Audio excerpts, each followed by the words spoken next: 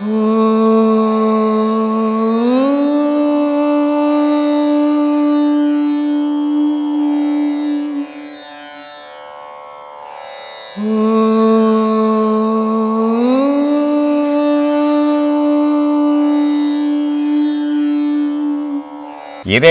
படைப்பில் பாகுபாடே கிடையாது. இறைவனுக்கு மனசு சம்பந்தப்பட்டவனே கிடையாது. இறைவன் ஆன்மா சம்பந்தப்பட்டவன். இறைவனுடைய படைப்பு ஆன்மா. அப்போது அந்த ஆன்மாவில் வேற்றுமையே கிடையாது, இன்ப துன்பமே கிடையாது, நல்லது கெட்டதே கிடையாது. ஆனால் மனசில் இன்ப துன்பம் உண்டு, நல்லது கெட்டது உண்டு. இதனால் இந்த மனசுக்கும் இறைவனுக்கும் சம்பந்தம் கிடையாது, ஆன்மாக்கும் இறைவனுக்கும் சம்பந்தம். அப்போது இறைவன் படைப்பு சமமாக தான் படைத்தான். ஆனால் மனுஷனுடைய மனம் இருக்குது, இது வேறுபட்டு ஒரு காலமாக ஓண்டு ஓண்டு ஓண்டு பறந்து பறந்து செத்து செத்து பறந்து அது மனசை ஒவ்வொருத்தருக்கு ஒவ்வொரு நிலையில் மாற்றிக்கணும். இப்போது தன்னை பார்த்து வாழறோம் ஒருத்தன் உலகத்தை பார்த்து வாழறோம் ஒருத்தன் ஊரை பார்த்து வாழறோம் ஒருத்தன் அடுத்தவனை பார்த்து வாழறோம் இப்படி பல விதமான மனசு மாறி போச்சு. மனசு மாறினத்தால் தான் மதங்களே தோன்றுச்சு. மனசு மாறலாம் மதங்களே கிடையாது, ஒரு மதம் தான் இருந்திருக்கும், மனுஷ மதம் தான் இருந்திருக்கும். இன்றைக்கி உலகம் ஃபுல்லாக இன்றைக்கி எத்தனை மதங்கள் நம்மளால் எண்ண முடியாது இருக்குது. அந்த மதங்கள் தோன்றதுக்கு காரணமே மனசு மாறினதால் தான். உனக்கு ஒரு மதம் எனக்கு ஒரு மதம். இறைவன்கிட்ட அந்த பாகுபாடு கிடையாதுமா, இறைவன் ஒருவன் தான். இந்த இன்பம் துன்பம் ஏன் வந்தது அப்படின்னா, இப்போ இந்த பிறவியில் நீங்கள் இருக்கிறீங்க, நீங்கள் பிறந்ததுலேருந்து சாக போகிற வரைக்கும் நல்லதையே நினைக்கிறீங்க, நல்லதையே செய்கிறீங்க. எவ்வளோ கஷ்டம் வந்தாலும் அந்த நல்லது செய்கிறதுலேருந்து நிறுத்தவே இல்லை. அப்போது உங்களுடைய பிறப்பு அடுத்த பிறப்பு சுத்த பிறப்பாகும். சுத்த பிறப்பாகும்போது உங்களுக்கு செல்வந்தனாக வாழ்வீங்க நீங்கள். ஆனால் இந்த பிறப்பில் என்கிட்ட 10 ரூபாய் இருக்குது, மற்றவங்கிட்ட இல்லை, அவனை கேலி பண்ணி இழிவுபடுத்தி அவனை அசிங்கப்படுத்தும் போது எந்த உலகத்தில் நீ மற்றவனை இழிவா நினைச்சியோ, எந்த உலகத்தில் நீ மற்றவனை அசிங்கப்படுத்தினியோ, அதே உலகத்தில் நாளைக்கு உன்னை இழிவாக்கிடுவான், உன்னை அசிங்கப்படுத்துவான். இது பிறப்பினுடைய ரகசியமா. இன்னைக்கு நீ என்ன செய்யறியோ அது அடுத்த பிறவி. இதுக்கு பேர் தான் தலைவிதின்னு வச்சுங்கிறோம். ஒவ்வொரு மனிதனுக்கும் இறைவன் யாருக்கும் இந்த தலைவிதி எழுதுறதே இல்லை. மனுஷனுடைய செயல் மரணத்தில் அவனுக்கு விதியாக மாறி போகுது. அந்த விதி தான் பிறப்பை உண்டாக்குது. அந்த பிறப்புக்கு ஏற்ற மாதிரி தான் அவன் வாழ்க்கை அமையுதுமா. இதனால் இதில் இறைவன்கிட்ட வேற்றுமையே கிடையாது. இறைவன் தூய்மையானவன், ஆன்மா தூய்மையானது. மனம் கெட்டு போச்சு. மனம் கெட்டு போந்தாலும் மனுஷன் மாறி போய் செயல்களை செய்து பாவத்தில் விழார். அப்போ இது எல்லாமே பூர்வ ஜென்மத்துடைய கர்மா. ஒவ்வொரு மனிதனுக்கும் ஒவ்வொரு செயலுக்கும் பூர்வ ஜென்மத்தினுடைய கர்மா தான். ஆனா இப்போ அந்த ஜென்மத்திலே அதுக்கான தண்டனை அனுபவிச்சா கூட பரவாயில்ல. ஆனா இப்போ அடுத்த பிறப்புல தான் அது அந்த பிறப்பிலே அனுபவிப்ப. போன பிறப்பில செய்தது இந்த பிறப்பில் அனுபவிச்சுன்னுக்கிற. இப்போவாது நீ திருந்தணும். ஆனா திருந்துறது இல்லையே. ஒரு கை இல்லை ஒருத்தனுக்கு, ஒரு கால் இல்லை ஒருத்தனுக்கு, ஒரு கண்ணு இல்லை ஒருத்தனுக்கு. இவ்வளோ குறைபாடுகள் இருந்தோம் அவனுடைய கர்வம் போலியே. நம்ம இப்படி குறைபாடோடு இருக்கிறோமே, நம்ம பிறரை பார்த்து மரியாதை கொடுக்கணும், மற்றவங்ககிட்ட பண்பாக நடந்துக்கணும் அப்படின்லாம் நினைக்கணும். இப்போ ஒரு விஷயம் சொல்கிறேன். திருநங்கைகள்னு இருக்கிறாங்க. திருநங்கைகள் அவங்களுடைய பிறப்பே இழிவான பிறப்புன்னு அவங்களா முடிவு பண்ணின்னுக்கிறாங்க. வீட்டுங்களில் சேர்க்கறது கிடையாது. அப்போ அவங்களுக்குள்ளவே ஒரு தாய் தகப்பனை தேர்ந்தெடுத்துக்கின்னு தான் அவங்க வாழ்க்கை நடத்துகிறாங்க. ஆனால் இந்த வாழ்க்கையை என்ன பண்ணுறாங்க, எங்கேயாவது போய் சம்பாதிக்கிறாங்களா, எங்கேயாவது போய் என்ன ஒரு தொழில் செய்கிறாங்களா? செய்யலை. ஏதோ கடையாக வீடு வீடாக ட்ரெயினில் போயிட்டு கையேந்தி ஏதோ 4 ரூபாய் கிடைக்குது. சரி, 4 ரூபாய் கிடைக்குது. நம்மளுடைய வாழ்க்கை இப்படி மாறி போச்சு. நம்ம இந்த வாழ்க்கையாவது தூய்மையாக நடக்கிறாங்களா?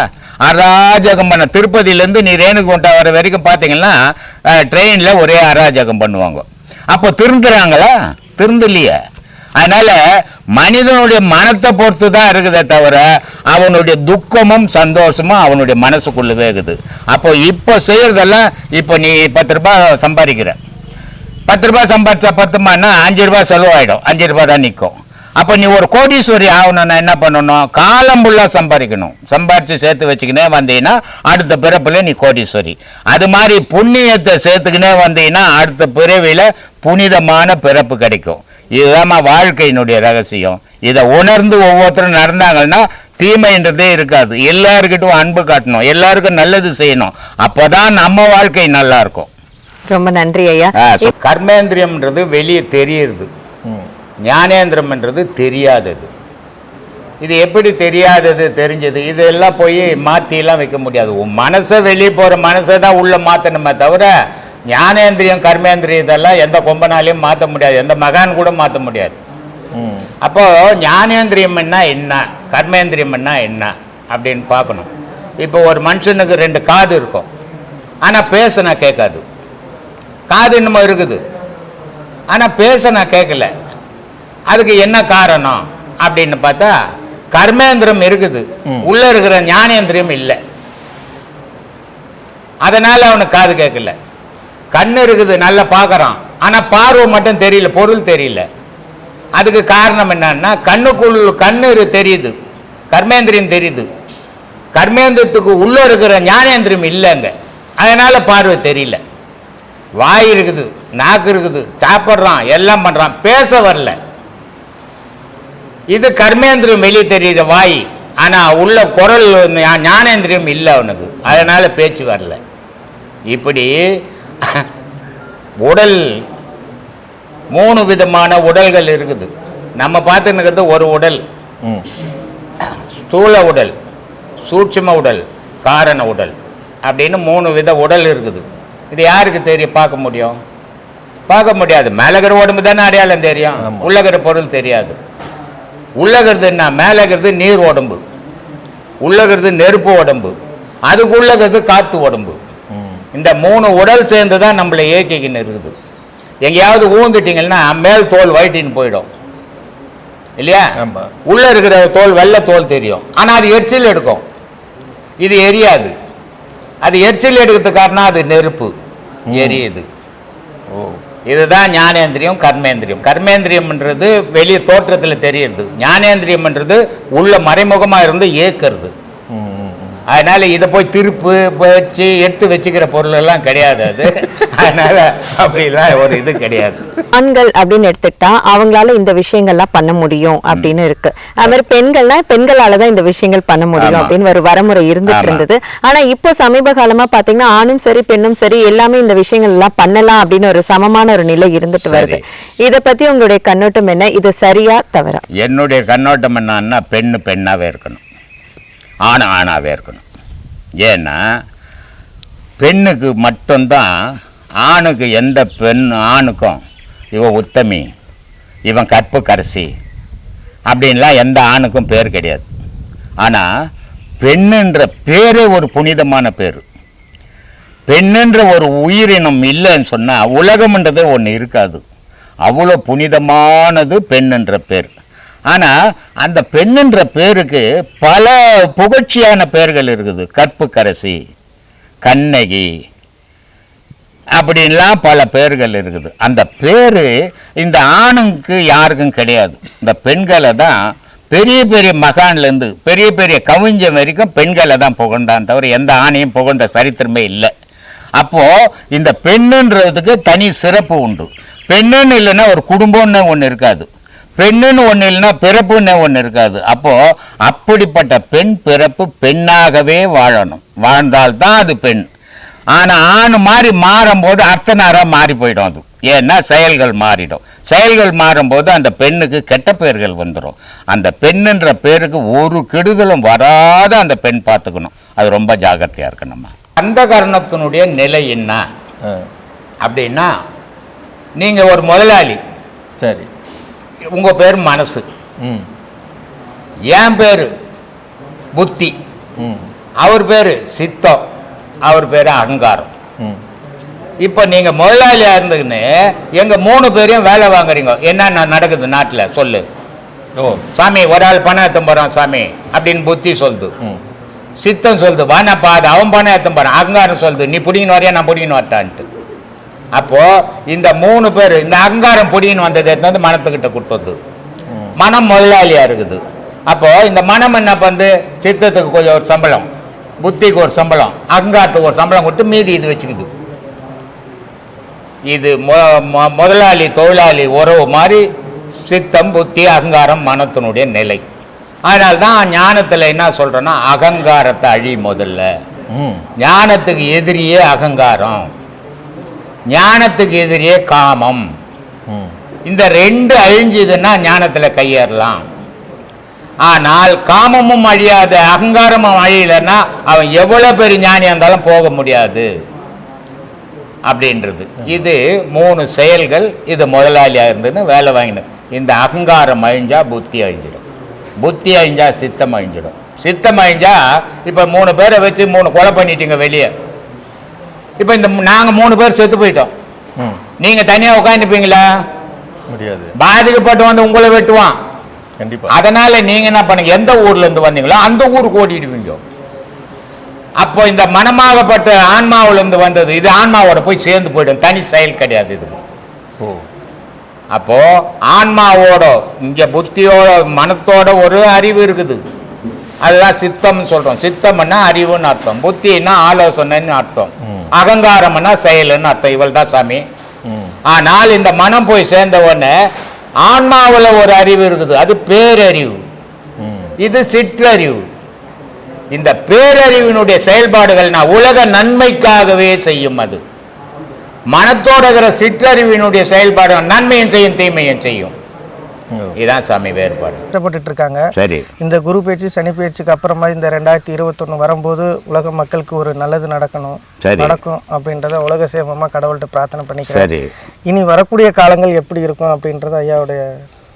இன்னும் வரக்கூடிய காலங்கள் கொடுமையானதாக தான் இருக்கும். அந்த கொடுமையான தவிர்க்கிறதுக்காக தான் ஒவ்வொரு காலகட்டத்திலையும் ஒவ்வொரு மகான்கள் வந்துக்கினே இருக்கிறாங்க. ஆனால் அந்த மகான்கள் பேச்சை உதாசீனப்படுத்துகிறாங்க. அதனால் அவன் போகிற பாதையை தான் அவனுக்கு சரியாகுது. மகான்களுடைய பேச்சை உத்து கவனித்து எது சரி எது தப்புன்னு யோசித்தான்னா அவனும் தீமையிலேருந்து வெளியே வருவான். அதை யோசிக்கிறதே இல்லை, அதனால் அவன் தீமைக்கே போயின்னுக்கிறான். இது காரணம் என்னன்னா பேராசைன்ற ஒரு நோய் அது. அதனால் அவன் தீமையை நோக்கி பயணம் பண்ணின்னுக்கிறான். அந்த பேராசை அடங்கி ஆசையோடு வாழ்ந்தான்னா அவன் சுபிட்சமாக வாழலாம், சுகமாக இருப்பான். அதனால் எந்த பயிற்சி, குரு பயிற்சி இப்போ தானே வருது, ஒவ்வொரு வருஷமும் வருது, ஒவ்வொரு காலத்துலேயும் வந்துக்குது. எந்த மக்கள் திருந்திட்டான்? இந்த குரு பயிற்சியாலேயோ கடவுளாலேயோ மனிதன் திருந்த மாட்டான், அவன் மனத்தால் தான் அவன் திருந்தணும். அதனால் எதை சொன்னாலும் எதை செய்தாலும் அவன் செய்துட்டு போய் அதை தான் பண்ணின்னு இருப்பான். மாறுபடணும், மாறுபட்டால் மனிதனாக வாழ்வான், மாறுபடாமல் வாழ்ந்தால் மிருக வாழ்வு தான் வாழ்வான், மனித தோற்றம் இருக்கும். அதனால தான் ஆதியில் ரொம்ப இந்து மதத்தில் பெரிய அறிவாளியெல்லாம் இருந்தான், பேரறிவாக இருந்தவங்க. நமக்கு அவ்வளோ அறிவு பத்தாது. இப்போ இருக்கிறவெல்லாம் அறிவாளின்றான், ஆனால் அப்போ இருந்த அறிவாளிக்கு ஈக்குவலாக சொல்லவே முடியாது. மனுஷனுடைய உடலை போட்டு மாட்டினுடைய முகத்தை போட்டான், மனுஷனுடைய உடலை போட்டு சிங்கத்தினுடைய முகத்தை போட்டான். இதெல்லாம் எதுக்கு போட்டான்னா குணாதிசயங்களை காட்டுறதுக்கு தான். பிறப்பு அப்படி எந்த பிறப்பும் பிறக்கிறதுல, சிங்கம்னா சிங்கமாக தான் பிறக்கும், மனுஷன்னா மனுஷனாக தான் பிறக்கும். ஆனால் மனுஷனுக்கு ஏன் இந்த மாதிரி தோற்றங்கள் ஆடு மாதிரி மான் மாதிரி மாடு மாதிரிலாம் போட்டான்னா குணங்களுக்கு ஏற்ற மாதிரி நடக்கிறான்றது, அந்த குணத்தை புரிய வைக்கிறதுக்கு தான் அந்த தோற்றங்களே போட்டான். ஏன்னா தனிப்பட்ட முறையில் போய் ஒரு ஆளுக்காக சொல்ல முடியாது. அதனால் இந்த தோற்றங்கள்லாம் போட்டு இதை பார்த்தாவது இவன் புரிஞ்சுக்கிட்டோம், இவன் அரக்கன், இவன் சாதுவானவன், இவன் சாந்தமானவன் அப்படின்னு காட்டுறதுக்காக போட்டது தான் உருவங்கள், தவிர பிறப்பு அப்படி கிடையாது. அதனால் எந்த ஒரு மகானாக இருந்தாலும் யாராக இருந்தாலும் சரி ஜாதி மதத்தை கடந்து மனிதனாக வாழணும். ஜாதிக்குள்ளவோ மதத்துக்குள்ளோ நின்னான்னா அவன் மனிதனாக வாழ மாட்டான், அதுக்குள்ளே தான் அவன் வாழுவான். அதை தாண்டி வந்தான்னா அவன் தான் முழு மனிதன். அதுக்குள்ளவே வாழறவங்களாம் முழு மனிதன் சொல்லிட முடியாது. அதனால் அதை கடந்து வாழணும், எல்லாருக்கிட்டும் அன்பு காட்டணும். அன்பு தான் கடவுள், அன்பு தான் உலகம், அன்பு தான் வாழ்க்கை. அதை எவன் ஒருத்தன் கடைபிடிக்கிறானோ அந்த வாழ்வு சிறப்பாக இருக்கும். அவனுக்கு இப்போதைக்கு துன்பம் இருந்தாலும் பின்னாடி சிறப்பாக வாழ்வான். இதுதான் என்னுடைய அறிவுரைங்க. எவ்வளோ அறிவுரை கேட்டாலும் இன்றைக்கி தாய் தப்பின வெளியில் தானே விட்றாங்க. இன்றைக்கி கேட்குறத மனசில் வச்சா தானே, காதில் கேட்டு விட்டுட்டு போய்க்கினே இருந்தால் அவனுக்கு எங்கேருந்து புரியும்? எதை கேட்டாலும் அவன் மனசுக்குள்ளே பதிஞ்சு அதை சிந்திக்க ஆரம்பித்தான்னா அப்போ தான் புரியும். அது எதை கேட்டாலும் காதோடு கேட்டு காதோடு போனால் அது எதுவுமே புரியாதான், அவன் அதுபடி நடக்கவும் மாட்டான். இதுதான் உலக இயல்பு. சரி, கடவுள் வழிபாட்டில் ஏமாத்தல்ன்றது முதல்ல இருக்கக்கூடாது. கடவுள் வழிபாட்டில் பிழப்புக்குன்னு இருக்கக்கூடாது. அப்போது பிழப்புக்குன்னு இருந்ததுன்னா அங்கே தூய்மையான பக்தி இருக்காது. அந்த கடவுள் வழிபாடு புனிதமானது. புனிதமான பொருளை போய் சேரும்போது நீ புனிதமானவனாக இருந்தீங்கன்னா தான் புனிதமாக சேருவேன். எல்லா மனிதர்களையும் ஜாதி மதம் இனம் கடந்து மனிதன்ற நோக்கத்தோடு பாருங்க, அன்பு பெருகும். அப்படி அன்பு வளரும் போது தான் தெய்வ வழிபாடு புனிதமாக இருக்கும். மத வழிபாடோ ஜாதி வழிபாடோ இருந்ததுன்னா அங்கே அன்பு இருக்காது, அகங்காரம் தான் இருக்கும், தெய்வ வழிபாடு இருக்காது. அதனால் ஏமாற்றம் தான் மிஞ்சும். அதனால் எல்லா மதமும் இன்றைக்கி உலகத்தில் மனிதனுக்காக படைக்கப்பட்டது. மனிதன் நல்வழிப்படணுன்றதுக்காக படைக்கப்பட்டது. மனுஷனை பாருங்க, ஜாதியை மறங்க, மதத்தை மறங்க, மனிதனை பாருங்கள். மனிதன் நல்லா இருந்தால் தான் தெய்வ வழிபாடு. அதனால தான் நான் நாடை பற்றி பேசுறதில்ல, மொழியை பற்றி பேசுறதில்ல, ஜாதியை பற்றி பேசுறதில்ல, மதத்தை பற்றி பேசுறதில்லை, மனிதர்களேன்னு பேசுகிறேன். ஏன் உலகத்தில் உள்ள அத்தனை மனிதர்களும் நல்லா வாழணும்னு தான் வந்தோம் இந்த உலகத்துக்கு. ஆனால் ஒவ்வொரு மனிதனும் ஒவ்வொரு விதத்தில் சிக்கலை உண்டாக்கிக்கின்னு அவன் சிக்கிக்கின்னு வெளியே வர முடியாத தவிச்சின்னு இருக்கிறான். இதில் கடவுளை பற்றியே நம்ம முன்னோர்கள் பேசிட்டாங்க. அந்த கடவுளை பற்றி பேசுறதால மனிதனுக்கு அது புரியாமையே போயிடுச்சு. அதனால் எது கடவுள் எது உண்மை எது பொய்ன்னு அவங்களால தேர்ந்தெடுக்க முடியாத நிலைக்கு போயிட்டதுனால தடுமாற்றமாகி போச்சு. எது கடவுள்? இன்றைக்கி கிறிஸ்துவ மதம் இருக்குது, முஸ்லீம் மதம் இருக்குது, புத்த மதம் இருக்குது, ஜெயின மதம் இருக்குது, இந்து மதம் இருக்குது. இதில் இத்தனை கடவுள்களை யார் கும்பிட்றது தான் கடவுள்? இந்து மதத்தில் பலவிதமான கடவுள் வழிபாடு. எது தான் கடவுள்? காரணம்னா மனுஷனை போட்டு குழப்பி விட்டுட்டாங்க மதவாதிங்க. மனிதன் தான் கடவுள். மனிதன் இல்லைன்னா கடவுள் என்ன ஒருத்தர் இல்லை. நீ கல்யாணம் பண்ணிக்கின, நீ இந்த கல்யாணம் பண்ணுற வயசு வர்றதுக்குள்ளே ஆணாக இருந்தாலும் பெண்ணாக இருந்தாலும் பல துன்பங்கள் அனுபவிக்கிறோம். ஒரு பையன் கல்யாணம் பண்ணிக்கிறதுக்குள்ளே அவன் படிக்கணும், அவன் வேலை தேடணும், அவன் குடும்ப நற்ற ஆற்றல் வரணும். இவ்வளோ பிரச்சனைகளும் சந்தித்து வந்து தான் அதுக்குள்ளே அவன் எவ்வளோ துன்பங்கள் படணும். பட்டு ஒரு கல்யாணம் பண்ணான். அப்போ நமக்கு இவ்வளோ கஷ்டப்பட்டு இருக்கிறோம். இந்த உலக வாழ்க்கையில் நம்ம வாழணுன்னா ரொம்ப சிரமப்பட்டிருக்கிறோம். இந்த சிரமம் நமக்கு பிள்ளைங்களுக்கு வரக்கூடாது அப்படின்னு நம்ம குழந்தை குட்டி பெற்றுக்காமல் இருக்கிறோமா? இல்லையே.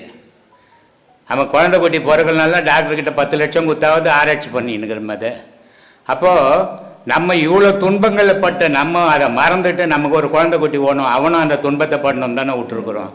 இதுக்கு என்ன காரணம் அப்படின்னா, 1000 துன்பங்களை பட்டாலும் நாளைக்கு என் பேர் சொல்ல ஒரு புள்ள ஓணும், என்னுடைய வம்சம் வளர்கிறதுக்கு ஒரு வாரிசு ஓணும் அப்படின்ட்டு தான் இன்றைக்கி இந்த உலகத்தில் எத்தனை துன்பங்கள் பட்டாலும் அவன் கல்யாணம் பண்ணால் அவன் 4 குழந்தை குட்டி பெற்றுக்கிறான். சாதாரண இன்றைக்கி பிறந்த நாளைக்கு சாக போகிற மனிதனுக்கே இவ்வளோ அறிவுக்குது. உலகத்தையே படைச்சிட்டு வேடிக்கை பார்த்துன்னு இருக்கிறாங்க. இறைவனுக்கு எவ்வளோ அறிவு இருக்கும்? அப்போ இறைவன் என்ன பண்ணுறான்? ஆன்மாவை படைக்கிறான். ஆன்மாவை படைக்கும் போது சுத்த பொருளாக படைக்கிறான் ஆன்மாவை. ஆனால் நம்ம என்ன பண்ணிட்டோம்? இந்த ஆன்மாவிலேருந்து பிரிஞ்ச மனம் வந்தது. மனம் வந்ததால் உலக செயல் வந்தது. செயல் வந்ததால் நம்ம பல துன்பங்களில் ஈடுபட்டு மாட்டிக்கிறோம். ஆனால் மாட்டிக்கினா விட நமக்கு ஒரு வம்சம் வேணுமேனு விரும்புகிறோம். அது மாதிரி சுத்த ஆன்மாவை படைத்த இறைவன் என்ன பண்ணுறான்? நம்மளை பற்றி பேசணுன்னா இன்னொரு பொருள் வேணும். அப்போ இன்னொரு பொருள் எது பொருள் பேசும்? உலகத்தில் 84,000 கோடி ஜீவராசிகள் இறைவனை பற்றி பேசுமானா பேசாது. அது அதனுடைய ஜீவனை பற்றி தான் பேசும். அது ஜீவன் பண்ணணும், அதுக்கு என்ன செய்யணும், அதுதான் அதனுடைய செயல். இறைவன் இருக்கிறானா இல்லையா, இறைவனை பற்றி நம்ம பேசணுமா பேசக்கூடாதா தெரியாது. ஏன்னா அறிவு கம்மி. ஆனால் மனிதனுக்கு 6 அறிவுன்னு சொல்லிங்கிறான். 6 அறிவு இல்லை மனிதனுக்கு, 6 அறிவுன்னு சொல்லும். 6 அறிவுன்னு சொல்லக்கூடிய மனிதன் சிந்திக்கிறான். நம்ம இருக்கிறோம், நம்ம எப்படி வந்தோம், நம்ம தாயால் வந்தோம், நம்ம தகப்பனால், தாய் தகப்பன் எப்படி வந்தோம், தாய் தகப்பன் இன்னொரு தாய் தகப்பன், இப்படியே எங்கிருந்து வந்தான்னா இறைவன்லேருந்து வந்தான். இறைவன்லேருந்து இன்றைக்கி எண்ண முடியாத கோடி அளவுக்கு ஆகிட்டோம் பரிமாண வளர்ச்சிகள். இந்த பரிமாண வளர்ச்சிகளில் நம்ம முதன்மையாக சிந்திக்கிறது, நம்ம ரொம்ப கஷ்டம் வந்துடுச்சுன்னா கடவுளை ஒன்று திட்டுவோம், இல்லை ரொம்ப செல்லும் வந்துச்சுன்னா கடவுளை எனக்கு எவ்வளோ கொடுத்துக்கிறானு வாழ்த்துவோம். இது ரெண்டுமே கடவுளை இணைக்காமல் ஒரு மனிதனுடைய வாழ்வில், அவன் எந்த மதத்துக்காரனாக இருக்கட்டும், அவன் கிறிஸ்தவனாகட்டும் முஸ்லீமாகட்டும் எந்த மதத்தை சார்ந்தவனாக இருந்தாலும் கடவுளை இணைக்காமல் மனிதனுடைய வாழ்வே இல்லை. ஏதோ ஒரு கடவுளை இணைப்பான். இந்த கடவுளை தான் இணைக்கணும்ல. உலகத்தில் இருக்கிற கடவுள் எது எவன் கடவுள்னு சொன்னான்னா அதெல்லாம் அவன் இணைச்சி தான் வாழ முடியும். அப்படி வாழும்போது அந்த இறைவனுக்கு அது தெரியுது, நான் நம்மளை பற்றி பேசுறதுக்கும் ஒரு உருவம் இருக்குது, ஒரு உயிர் இருக்குது, ஒரு ஆன்மா இருக்குது அப்படின்ற. அப்போ இறைவனை வந்து வளர்ச்சி அடையணும்னா மனிதனை படைக்கணும், அதுக்காக ஆன்மாவை படைத்தான் இறைவன் அப்படின்னு சொன்னேன். இல்லை சாமி இது எனக்கு தெரியாமல் போச்சு, நல்ல அறிவுரை சொன்னீங்க, நான் சொல்கிறேன் அந்த பொண்ணுகள். ஏன் சொல்கிறேன்னா, ஒவ்வொரு மனிதனுக்குள்ளே ஒரு தெய்வ சக்தி இருக்குது. அந்த தெய்வ சக்தியை நம்ம உணராமல் தான் நம்ம வாழ்க்கையை வீணாக்கிக்கினுக்கிறோம். நல்லா உழைக்கணும், நல்லா சாப்பிடணும், நல்லா பொண்டாட்டி பிள்ளைக்குட்டியை காப்பாற்றணும், தாய் தகப்பனை காப்பாற்றணும். ஆனால் தெய்வத்தை விட்டுடக்கூடாது, எந்த நிலையிலையும் தெய்வத்தை விட்டுவிடாது. நான் போனேங்க கடவுளை கும்பிட்டேங்க கோயிலில். எப்போ கும்பிட்ட நீ?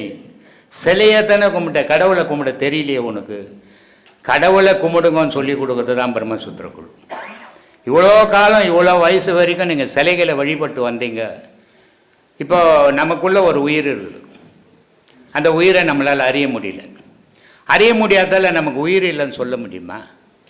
உயிர் இல்லைன்னு சொன்னோம்னா நம்ம இருக்க மாட்டோம். அது மாதிரி அறிய முடியாத கடவுளை நமக்கு அறியிற சக்தி இல்லை, அதனால் கடவுள் இல்லைன்னு சொல்ல முடியுமா? அறியிற சக்தி நமக்கு இல்லை. ஆனால் மகான்கள் அறிஞ்சிருக்கிறான். அதே மாதிரி மனிதனும் தன் உயிரை அறிஞ்சவனும் உண்டு. தன் உயிரை அறியறதுக்காக தான் சொல்லி கொடுக்குறோம்.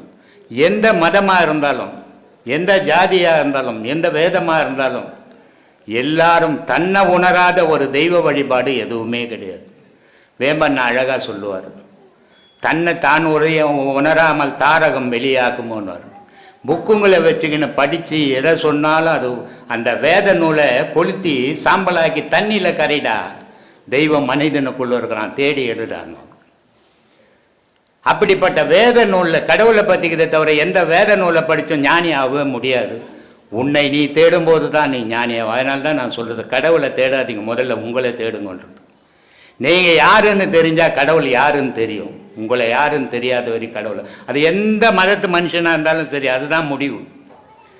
அப்படிப்பட்ட முடிவான நிலையே கொஞ்ச நாள் பக்தி தேவை, சர்ச்சு போகணும், மசூதி போகணும், இந்து கோயில்கள் போகணும், எல்லாம் தேவை.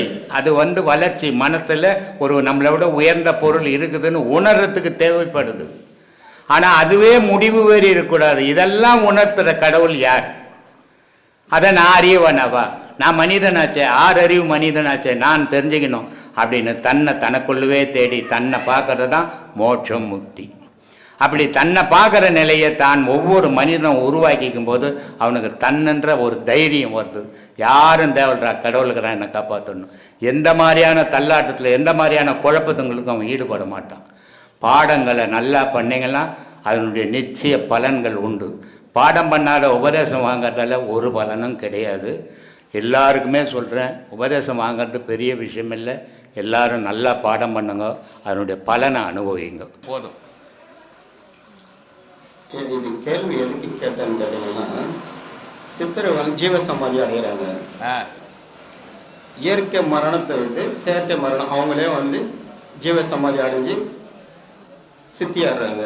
சரி, இந்த 18 உபதேசம் நம்ம பெற்றால் அந்த இது நமக்கு எனக்கு வருமா?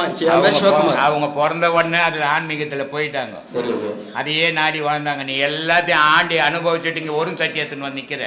சரி, நீ ஜீவசமாதிலாம் உங்களுக்கு கிடைக்காது, மரணம் தான் கிடைக்கும். மரணம் தான். அதனால சித்தரையும் உன்னையும் ஒன்றாக்காது. அவன் வீடு வாசலை விட்டுட்டு ஊரை வாழ்ந்துக்கின்னு இருந்தான். நீ எங்கள் அப்பா செத்து போட்டா நான் பாடமே பண்ணலன்ட்டு உனக்கு எப்படி ஜீவசமாதி கிடைக்கும்? இதெல்லாம் நம்ம யோசிக்கணும். அவன் நிலையும் நம்மளையும் ஒன்றாக்கக்கூடாது. நம்ம தகுதி வேறு, அவன் தகுதி வேறு. அவன் எந்த தகுதி, அவன் கடவுளோடு உருவாடின்னு இருந்தோம், நம்ம கூட்டத்தோடு உருவாடின்னு இருக்கிறோம். அதனால் நமக்கு எதை செய்தோமோ அதான் நமக்கு கிடைக்கும். அவன் எதை செய்தானோ அது கிடைச்சிது. அதனால் ஞானிகளையும் சித்தர்களையும் நம்ம கூட சேர்க்க முடியாது, நமக்கு அந்த தகுதியும் கிடையாது. நம்ம பொண்டாட்டி இல்லாத பிள்ளை இல்லாத வாழவே முடியாது. அவன் அதெல்லாம் விட்டுட்டு தூரம் போய் வாழ்ந்தான். அம்மா செத்து போய் அம்மா ரமணர் உட்காந்துங்கிறார். அம்மா வந்து அழுவது, நீ ஒரு பிராமண பையன்டா, எல்லாத்தையும் அறுத்து போட்டு கோமணம் கட்டின்னு உட்காந்துங்கிற, நீ எங்கள் பேச்சு கேட்க வேணா, நீ சொல்கிறதெல்லாம் நாங்கள் கேட்குறோம், வீட்டுக்கு வாடான்ட்டு அவர் எழுதி கொடுக்குறாரு. நீ வந்த வழியை பார்த்து நீ போ, நான் வந்த நீ சொல்லுவே உங்கள் அப்பா செத்து போட்டாருன்னு பாடமே பண்ணலன்றிய. அப்புறம் உனக்கு ஜீவ சமாதியை பற்றி என்னத்துக்கு? உங்களுக்கு ஜீவ சமாதின்னா நான் விளையாட்டு நினச்சிங்களா? பல பிறவிகள் தேவை அதுக்கு. ஒரு பிறவியில் அவங்க ஜீவ சமாதி அடையலை. மக்கள் கூட உறவாடாமல் வாழ்ந்தான் அவன், கடவுள் கூட உறவாடி வச்சுனான். நமக்கு ஜனம் இல்லைன்னா அந்த வீட்டில் ஒரு 5 லட்சம் 10 லட்சம் 50 லட்சம் போட்டு வீட்டை கட்டுறான், தனியாக படுறான், நான் படுக்க மாட்டேன்றான். ஒரு நாயான கூட வச்சுக்கணும், நம்ம அவ்வளோ பயந்துட்டு வாழ்கிறான். இப்போ அவன் காட்டில் மிருகத்தோடு வாழ்ந்தான். அவனையும் நம்மளையும் ஒன்றாக்காதீங்க. தரம் தெரியணும். முதல்ல பணக்காரனையும் பிச்சைக்காரனையும் ஒன்றாக்கிடக்கூடாது. அது மாதிரி அவன் பணக்காரன் கோடி கோடியாக வச்சுங்கிறவன் சித்தனுங்க ஞானிகள். நம்ம பிச்சைக்காரன் மாதிரி நம்ம எதுக்கும் உதவ மாட்டோம். ஆசை, பாசம், காமம், இந்த 3க்கு தான் நம்ம உதவுவோம். வேறு எதுக்கும் வருமா? ஆண்டவனை வழிபாட நமக்கு தெரியாது, நம்மளால் அது முடியாது. அந்த வழியை நம்ம விரும்புறதும் இல்லை, பயம் வருது. அதனால் உங்களால் எது முடியுமோ அதை செய்யுங்க. நம்ம சும்மா உபதேசம்லாம் வாங்காதீங்க, வேஸ்ட்டாக. உபதேசம் வாங்கி நம்ம அதால் பயன் பெறதுக்கு முடியாதுப்பா, முடியாது. காரணம் சொல்லவே கூடாது இந்த விஷயத்தில். காரணம் சிறு தொண்ட நயினார் சிவபெருமானை வந்து மாறு வயசில் சாமியாராக உட்காந்துங்கிறாரு. கேட்குறாரு, புள்ளக்கறி சமைச்சு போட்டால் நான் வந்து சாப்பிட்றேன்றாரு. நீ அறுப்பிய உன் புள்ளைய? அவரால் முடியும். புள்ளைய பொண்டாட்டி பிடிச்சி தலையா அப்பா அம்மா கழுத்தை வெட்டி கறி ஆக்கி வச்சுட்டாரு. அப்படி இருந்தாங்க மகான்கள். இந்த மனுஷனுக்கு ஒன்றே ஒன்று, இந்த ஆசை, பாச, காமம், இந்த 3ல் வாழ கடவுளோட வாழ விரும்புறதே இல்லை. இந்த பாதையில் போகும்போது பொண்டாட்டி பார்த்தா வெறுப்பாக்குது, பணத்தை பார்த்தா வெறுப்பாக்குதுன்னா எனக்கு பயம் வருது. ஐயோ நம்ம எல்லாத்தையும் விட்டுவிடும் போலக்குதுன்ட்டு. எதுக்குப்பா இதுக்கு வரணும்? கடவுள் எப்பாவது என்னை தேடுன்னு சொன்னார்? நீ செய்த கர்ம வினைக்கு கடவுளை தேடிங்கிறீங்க, நீங்கள் செய்த பாவத்தை திக்கிறது கடவுளை தேடிங்கிறீங்க. அதிலே வந்து செய்ய முடியாத பாவத்தை பண்ணும்போது எதுக்கு இதெல்லாம்? முக்கரணம் முக்கியமாக உபதேசித்த குருவே அதுக்கு விளக்கம் கொடுங்க. சித்தம், புத்தி, அகங்காரம். கரணம்னா அந்த கரணம்னு பேரு. மனம்ன்ற ஒரு பொருளுக்குள்ள 3 பொருளை இறைவன் ஒழிச்சு வச்சிருக்கிறான். அந்த பொருள் எதுன்னா சித்தம், புத்தி, அகங்காரம்ன்ற முக்கரணம். இந்த 3 பொருளை ஒருத்தர் அடக்கி வச்சுட்டால் இல்லை அழிச்சிட்டால் மனம் வேலை செய்யறதுக்கு வேலையே கிடையாது. மனம்ன்ற ஒரு பொருள் தனியாக வேலை செய்யாது. யாரோ ஒரு 3 பேர் ரவுடியோட தான் சுற்றி கிடக்குது. அப்போ மனசை அடக்கணும்னா இந்த 3 பொருளை நம்மளால அடக்க முடிஞ்சால் மனமானது பொட்டி பாம்பா அடங்கிடும். அப்போ இந்த பாடம்லாம் பண்ணுறோம்ல, எதை நடக்குது அப்படின்னு சொன்னால் மனசை அடக்கலை. ஆனால் இந்த 3 பொருளோட பலம் குறைஞ்சால் மட்டும்தான் மனம் அடங்க ஆரம்பிக்கும். இப்போ நாம் ஏதோ ஒரு வாழ்க்கையை வாழ்ந்துனே இருந்தோம். கோயிலுக்கு போனோம், சாமி அங்கே இருக்கிறாரு இங்கே இருக்கிறாருலாம் போயினே இருந்தோம். கண்ட இடத்துல சுற்றின்னு இருந்தோம். பல ஆசிரமங்கள்லாம் போயிருந்தோம். இதெல்லாம் போயிட்டு இந்த பாதை தான் உண்மைன்னு வந்தோம் இல்லையா? அதுக்கு காரணமான பொருள் எது? மனம்தான். அப்போ இதுக்கு முன்னாடி சுத்தின பொருள் மனம்தான். அப்போ நம்மளை இந்த தெருவா சுத்த வச்சதுல, கோயில் கோயிலா, மலையா, அந்த மலையில இருக்கிறாரு இந்த மலையில இருக்கிறாரு போய் சுத்த வச்சதுல, அதுக்கு காரணமான பொருள் மனம். அந்த மனசுக்கு பலம் எங்கேருந்து வந்தது? சித்தம், புத்தி, அகங்காரம்ன்ற 3 பொருள் கிட்ட இருந்து கிடைச்சது. அப்போ இப்போ போய் நம்ம சுத்துறோமா? சுத்தலையே. காரணம் என்ன? இந்த 3 பொருளோட பலம் குறைஞ்சதோட விளைவு நமக்கு ஒரு தெளிவான பாதை தெரியுது. இதுதான் உண்மை, இதுதான் சத்தியம், இதுல பயணம் பண்ணாதான் நமக்கு தேடக்கூடிய ஒரு பொருள் நம்ம கைவசப்படணும் இப்ப தெரிஞ்சது இல்லையா? காரணம் இந்த 3 பேரோட பலம் குறைஞ்சதுனால இப்ப அறிவு தெளிவா இருக்கு. இந்த சின்முத்திரை வைக்கிறதுக்கு காரணமே சித்தம், புத்தி, அகங்காரம்ன்ற 3 பொருளோட பலம் குறைஞ்சால் மட்டும்தான் நமக்கு ஒரு பாதையை இறைவன் காட்டி கொடுப்பான். இதுல வேகம் இருக்குது. திருவாசகத்துல பண்ணாரு பாருங்க, வேகம் கெடுத்தாண்ட வேந்த நடி வெல்க. எதோட வேகத்தை அவர் கெடுத்தாரு? மனசோட வேகத்தை அவர் கெடுத்தாரு. அதனால நீ வேந்தண்டா, உன் அடியை நான் தொடரேன்னு இறைவன் சொன்ன மாதிரி இந்த மனசோட வேகம் குறைய குறைய குறைய உண்மையானது நம்ம கைவசப்படும். இந்த மனம் வேகம் குறைஞ்சாதான் நமக்கு நடக்கக்கூடிய பாடத்துல கிடைக்கக்கூடிய அந்த இன்பத்தை நம்மளால அனுபவிக்கவே முடியும். புரியுதுங்களா? அப்போ முக்கரணத்தை முக்கியமாக உபதேசித்த குருவே போட்டின்னு சொல்றதுக்கு காரணம் அவர் கொடுக்கக்கூடிய பாடம் இந்த மனசோட பலத்தை குறைச்சி, இந்த மனசோட வேகத்தை குறைச்சி நமக்கு காட்டுது. மனம் இருக்கிற வரைக்கும் உலகத்தை தான் காட்டுமே, நம்மளை ஒரு நாளும் காட்டாது. மனம் இருக்கிற வரைக்கும் உலகத்தை தான் காட்டும், இறைவனை ஒரு நாளும் காட்டாது. அப்போ நான் யாருன்னு தெரிஞ்சுக்கணும், இறைவன் யாருன்னு தெரிஞ்சுக்கணும்னா மனமானது தன்னோட பலத்தை இழந்து ஒடுங்கி உக்காந்துருக்கணும். புரியுதுங்களா? அதுக்கு தாமா பாடம் கொடுக்குறாரு ஐயா. எல்லாம் விதி செயல் தான் சொல்றாங்க. ஆமா. அப்ப இதுல என்னோட செயல் எங்க இருக்கு, என்னோட முயற்சி எதுல இருக்கு? கரெக்டு தாம்மா, கரெக்டு தான். எல்லாம் ஐயா சொன்னார், விதியை ஜெயிச்சவங்க இந்த உலகத்துல யாருமே இல்லைன்னு தெளிவா சொல்லிட்டார். அப்ப அப்படியே போயிட வேண்டியது தானே நம்ம. ஐயா நமக்கு எது பாடம் கொடுக்குறாரு? ஏன்னா விதியானது என்ன? பிறந்துட்ட போக போகிறது தான் விதி. இந்த பிறக்கிறதுக்கும் போகிறதுக்கும் நடுவில் வாழ்க்கைன்னு ஒன்று இருக்குதுல்ல, அந்த வாழ்க்கையில் நமக்கு மதின்னு ஒன்று கொடுத்துக்கிறான்ல இறைவன், அந்த மதி கொண்டு வாழறது தான் நீ விதியை ஜெயிக்க போறியா இல்லை விதியோட கையில் மாள போறியான்றது கையில் இருக்குமா. அப்போ நம்மளை ஆடாவோ மாடாவோ மரமாவோ இறைவன் படைக்கல, விதி மாதிரி வாழ்ந்து செத்து போகலாம். ஒரு மாடு என்ன பண்ணோம், பிறந்ததுலேருந்து போகிற வரைக்கும் அது மாடு தான். ஒரு மரம் பிறந்ததுலேருந்து பட்டு போகிற வரைக்கும் அது மரம் தான், மாற்றமே இல்லை. ஆனால் நமக்கு குழந்த, வாலிபன், வயோதிகன் ஒரு நாள் போனோம். அப்போ நமக்கு மட்டும்தான் பல விதமான ஸ்டேஜஸ் இருக்குது. அப்போ நமக்கு மட்டும்தான் மதின்னு ஒன்று இருக்குது. அப்போ விதிப்படி தான் உன் வாழ்க்கை இருக்கணும்னா கூட மதி கொண்டு நீ அதை ஜெயிக்க போராடிக்கினே இருக்கணும். அதுதான் நீ சரியான ஆள், நீ இறைவனோட குழந்தைன்றதுக்கு அடையாளம். அப்போ மதி கொண்டு வாழ போகிறோமா விதி கொண்டு சாக போகிறோமான்றது தான் விஷயம். அப்போ பாடம் பண்ணுறதெல்லாம் எதுக்காக? விதிப்படி போகிறதுக்காக பாடம் பண்ணோம். மதி கொண்டு ஒரு நாள் ஞானத்தை அடைஞ்சி நானும் பிறவா நிலையை அடையணும்னு தானே வந்திருக்கிறோம். இன்னொரு தாய் வயிற்றுல நான் பிறக்கவே கூடாதுன்னு எல்லா மகானும் எதுக்காக வேண்டினாங்களோ நானும் கூட தினம் தினம் அப்படிதான் வேண்டிக்கணும். ஐயா இறைவா, இன்னொரு பிறவி எனக்கு கொடுக்க கூடாது, இந்த ஒரு பிறவியே கடைசியா இருக்கணும், நான் இன்னொரு நாள் பார்த்துக்கிறேங்க அப்படின்னு ஒரு நாளும் சோம்பி இருந்துடவே கூடாது. புரியுதுங்களா? ஒரு குழந்தை கேட்டுதான், அம்மா அம்மா எனக்கு பசி வந்தவொடனே நீ என்னை எழுப்புமா அப்படின்னுச்சான்.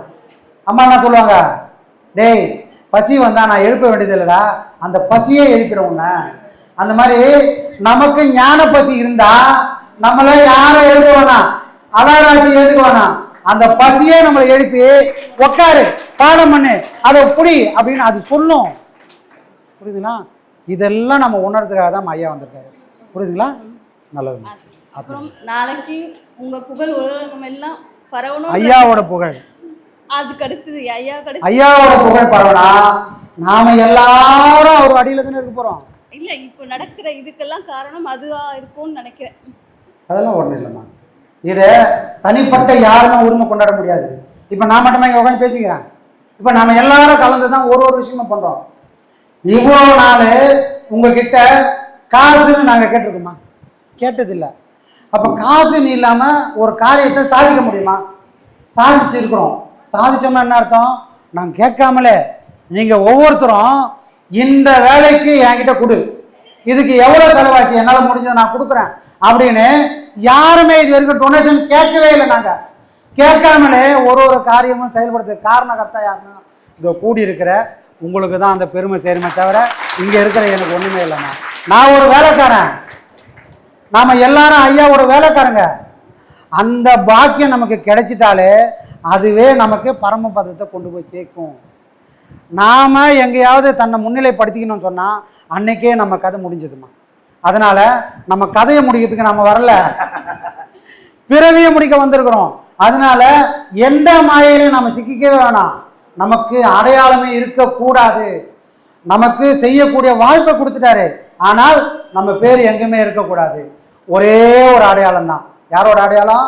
ஐயாவோட அடையாளம் மட்டும் இருந்தால் அதுதாம்மா இந்த பிறவிக்கான முக்தி. சரிங்களா? அதனால யாரையுமே இங்கே முன்னிலைப்படுத்தவே வேண்டாம். யாருக்குமே அந்த தகுதியே கிடையாது. வேலை கொடுத்துருக்காரு, வேலை செய்கிறோம், 10 பேரோட கொஞ்சம் முன்ன சுறுசுறுப்பாக செய்கிறோம், அவ்வளோதானே தவிர நமக்கு அந்த தகுதி இல்லை. அவர் பலம் கொடுத்தாதான் அதை நம்மளால செய்ய முடியும். அது உங்க பெருந்தன்மை. இதெல்லாம் ஒன்றும் இல்லைம்மா. அது உங்களோட சந்தோஷம். நல்லதும்மா, ஆத்மானம்மா.